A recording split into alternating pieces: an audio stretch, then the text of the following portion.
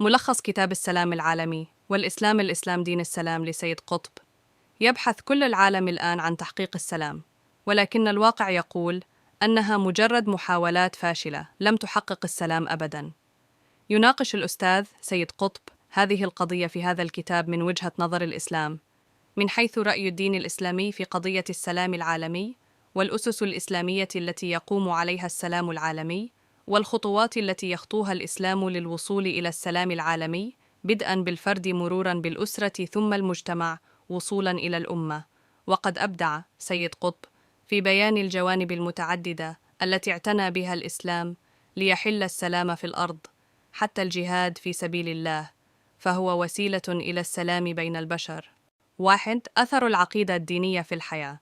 العقيدة الدينية القوية هي التي تجعل الإنسان يقف أمام قوى السلطان وقوى المال التي تنهزم أمام العقيدة الدينية القوية الواثقة، ولا تملك أي قوة أخرى أن تمنح الإنسان الضعيف هذه القوة غير العقيدة الدينية. إن هذه العقيدة قوة هائلة في أيدينا، قوة لا يتخلى عنها صاحبها في زحمة الصراع، إلا أن يكون به حمق، ونحن نواجه صراعاً ضخماً من حولنا. فإذا كانت عقيدتنا تعيننا على مواجهة هذا الصراع، فأي ضمير يملك أن يفرط في تلك القوة لمجرد أنها نابعة من تلك العقيدة؟ إن بعض النظم الأخرى قد تقدم لنا بعض الحلول لبعض المشكلات في بعض الأحيان، ولكن قيمة العقيدة التي ندعو إليها ليست مجرد تقديم الحلول المؤقتة للمشكلات، إنما قيمتها أنها تقدم هذه الحلول وتقدم معها القوة الضامنة لتحقيقها. إن العقيدة الدينية تمثل تصوراً شاملاً يربط الإنسان بقوى الكون الظاهرة والخافية، ويثبت روحه بالثقة والطمأنينة. وهذه العقيدة تفسر للفرد علاقاته بما حوله من الناس والأحداث والأشياء، وتوضح له غايته واتجاهه وطريقه، وتجمع طاقاته وقواه كلها. والشخصية الإنسانية السليمة هي وحدة متماسكة، فهي تحتاج إلى عقيدة موحدة ترشدها في كل اتجاه، وتساعدها في مواجهة الكون والحياة، وترجع النفس إليها في كل صغيرة وكبيرة. فالفرد كالجماعة كلاهما في حاجة ملحة إلى عقيدة تتسع لكل ألوان النشاط في الحياة وتعمل في كل اتجاهاتها. والعقيدة الإسلامية هي الحالة المثالية الوحيدة التي عرفتها الإنسانية في تاريخها الطويل. إنها العقيدة التي تتسع فتشمل كل نشاط الإنسان في كل مناحي الحياة. إن طبيعة السلام في الإسلام. فكرة السلام في الإسلام فكرة أصيلة تتصل اتصالاً قوياً بطبيعته وتصوره الكلي عن الكون والحياة والإنسان. وطبيعة السلام في الإسلام مستمدة من هذا التناسق في طبيعة الكون وفي أصل الإنسان. فالسلام هو القاعدة الدائمة، والحرب هي الاستثناء الذي يستلزم الخروج عن هذا التناسق المتمثل في دين الله الواحد بالبغي والظلم، أو بالفساد والاحتلال. وأشد الظلم الشرك بالله، وأسوأ الفساد عبادة غير الله، فيستلزم ذلك كله الحرب.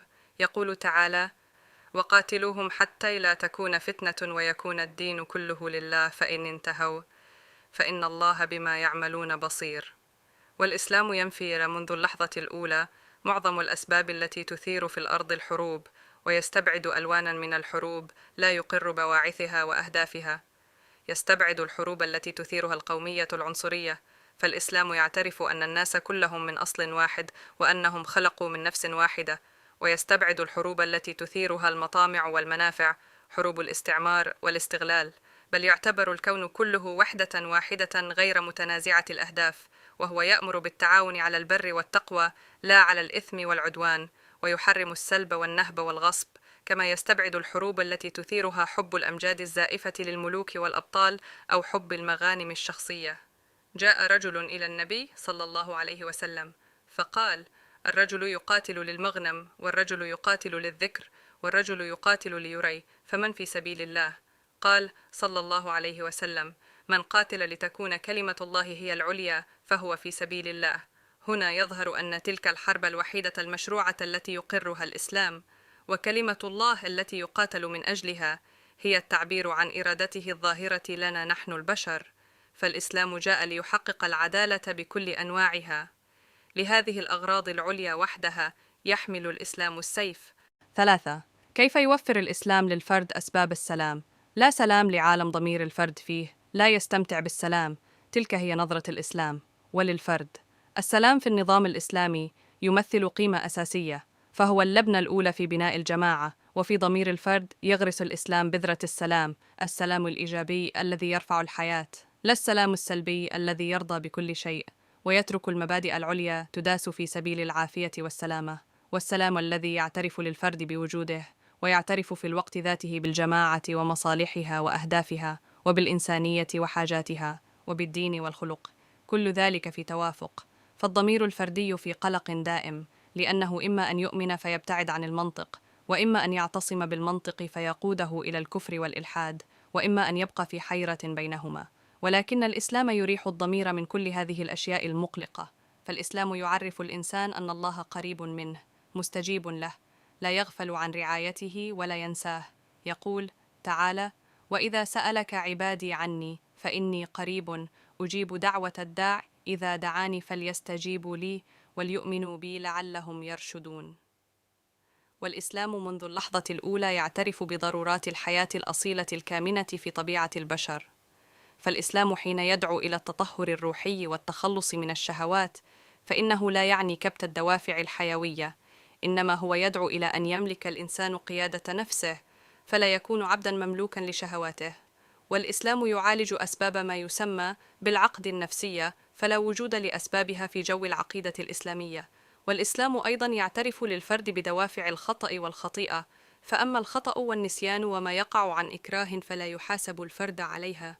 يقول صلى الله عليه وسلم: رفع عن أمتي الخطأ والنسيان وما استكرهوا عليه، وأما الذنب والخطيئة فباب التوبة منهما مفتوح في كل لحظة. يقول تعالى: قل يا عبادي الذين أسرفوا على أنفسهم لا تقنطوا من رحمة الله إن الله يغفر الذنوب جميعا. ويذهب الإسلام في هذا مذهبا بعيدا، حتى أن بعض الناس عند النظرة الأولى يعتقدون الإسلام يجمل للناس الخطيئة ليتوبوا منها. يقول صلى الله عليه وسلم: كل بني آدم خطاء وخير الخطائين التوابون، وهو لا يزين الخطيئة هنا ولكنه ييسر التوبة. فالإسلام يمنح ضمائر الخطائين التوابين السلام ويهب أرواحهم الاطمئنان. والإسلام لا يكلف النفس البشرية فوق طاقتها، لأن تكليف الفرد فوق طاقته لا ينتهي إلا إلى نتائج ثلاث: أولها الإرهاق والعسر والكبت والحرمان وتحطيم الذات الإنسانية، وثانيها النفور والخروج عن الأوامر والنواهي والعداء الشديد، وثالثها القلق النفسي الدائم والشعور دائما بالخطيئة أو التقصير، وهذا عذاب دائم لا يحتمل. ولذلك حرص الإسلام على أن تكون تكاليفه كلها في حدود الطاقة. وفي ذلك يقول الله تعالى في القرآن الكريم: لا يكلف الله نفسا إلا وسعها. والإسلام يكره أن تقع الخصومة بين المسلم والمسلم، ولكنه في الوقت ذاته يقدر أن شعور الغضب لا يمكن محوه، فلا يعتبره ذنبا بمجرد وقوعه. قال صلى الله عليه وسلم: لا يحل لمسلم أن يهجر أخاه فوق 3 ليال، يلتقيان فيعرض هذا ويعرض هذا، وخيرهما الذي يبدأ بالسلام. فليس على الفرد إلا أن يسلم نفسه لله، وأن يجعل رضا الله غايته، وأن يجاهد ليجعل كلمة الله هي العليا، ويحقق إرادة الله في الأرض. 4. كيف يحافظ الإسلام على تماسك الأسرة من أجل تحقيق السلام؟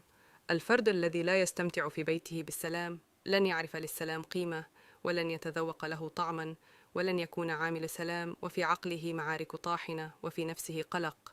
ولذلك يتجه الإسلام إلى نشر السلام في البيت في الوقت ذاته الذي يتجه فيه إلى الضمير الفردي وإلى المجتمع الدولي، فكلها حلقات متصلة.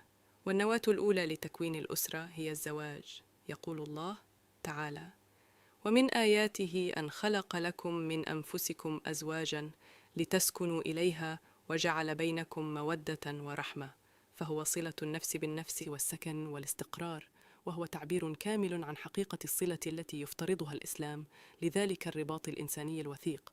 فيحيط الإسلام الأسرة بكل رعايته وبكل ضماناته وحسب طبيعة الإسلام الكلية، فإنه لا يكتفي بالإشعاعات الروحية، بل يتبعها التنظيمات القانونية. فأولاً لا بد في هذا الارتباط من الرضا والاستئذان، فلا تزوج المرأة بغير إذنها ورضاها. وثانياً لا بد فيه من نية الاستمرارية، فالزواج علاقة أصلها الدوام. ولكي يهيئ الإسلام للبيت جوه ويهيئ للأطفال فيه رعايته، أوجب على الرجل النفقة وجعلها فريضة، كي يتاح للأم من الجهد ومن الوقت ومن راحة البال ما تشرف به على الأطفال. إن خروج المرأة لتعمل كارثة على البيت قد تبيحها الضرورة، أما أن يتطوع بها الناس وهم قادرون على منعها فتلك هي اللعنة التي تصيب الأرواح والعقول في عصور الانتكاس.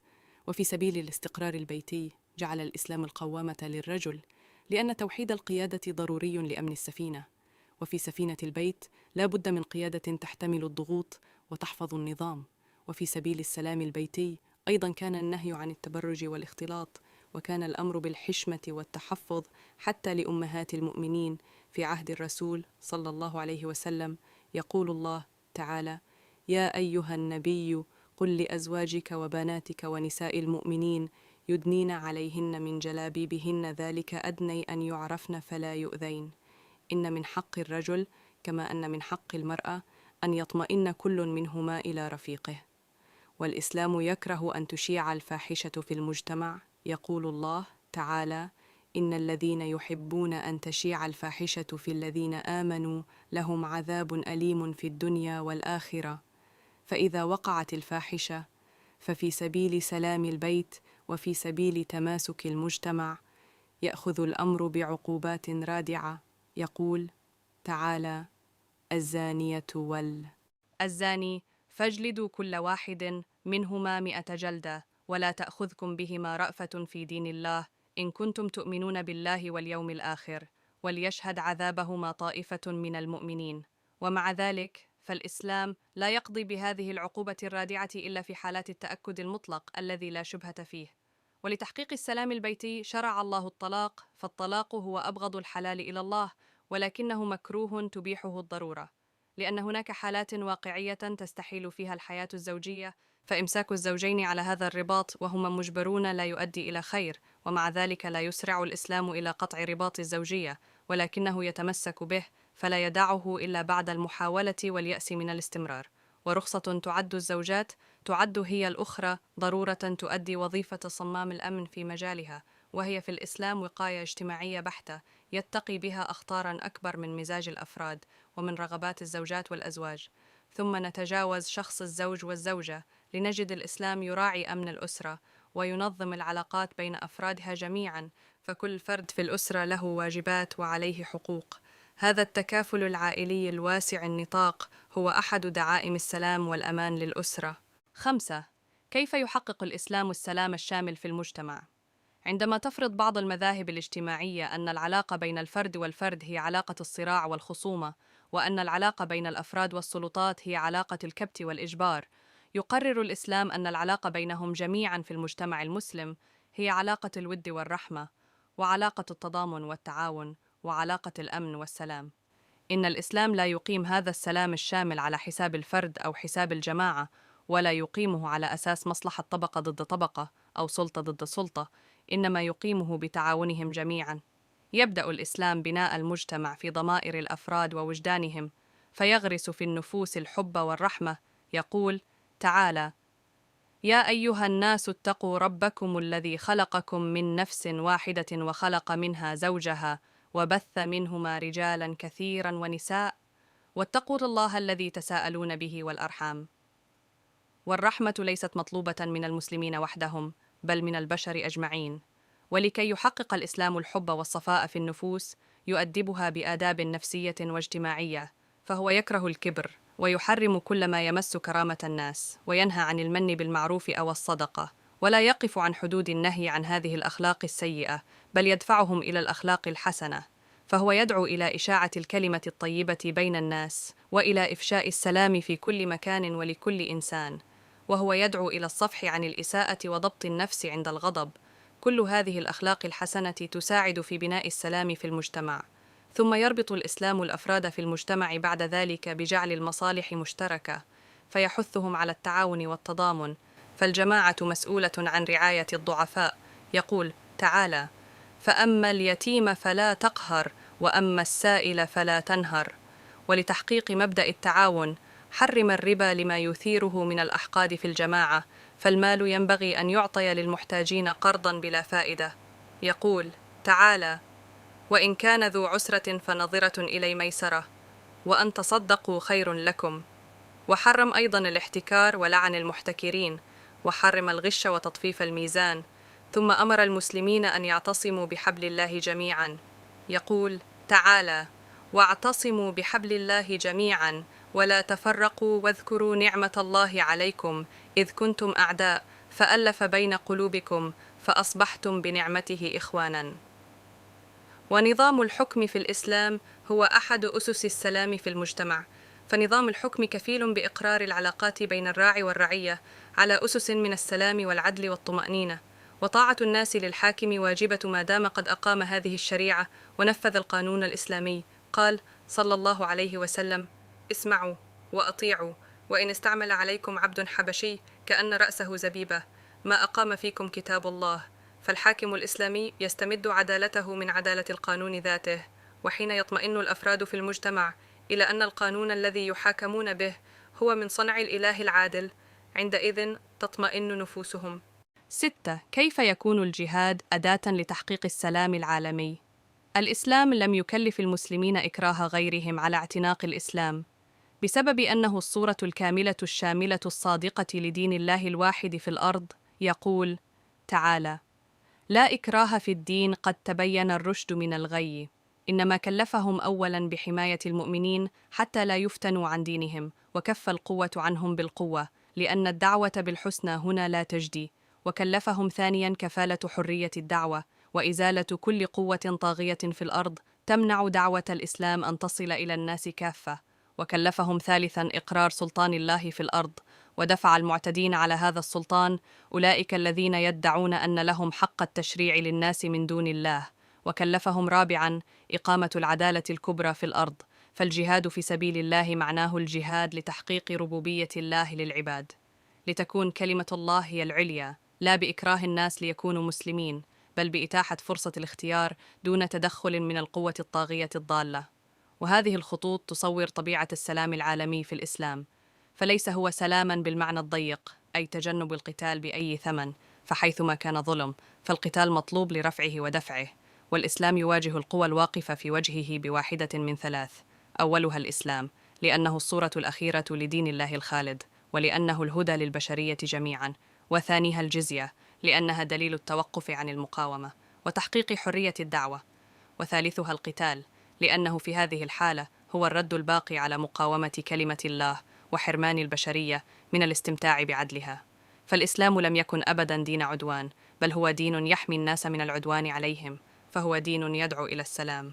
وستظل البشرية حائرة تبحث عن العدل والسلام ما لم تطبق الإسلام في كل أمورها، فالإسلام هو الضامن الحقيقي لإقامة السلام العالمي.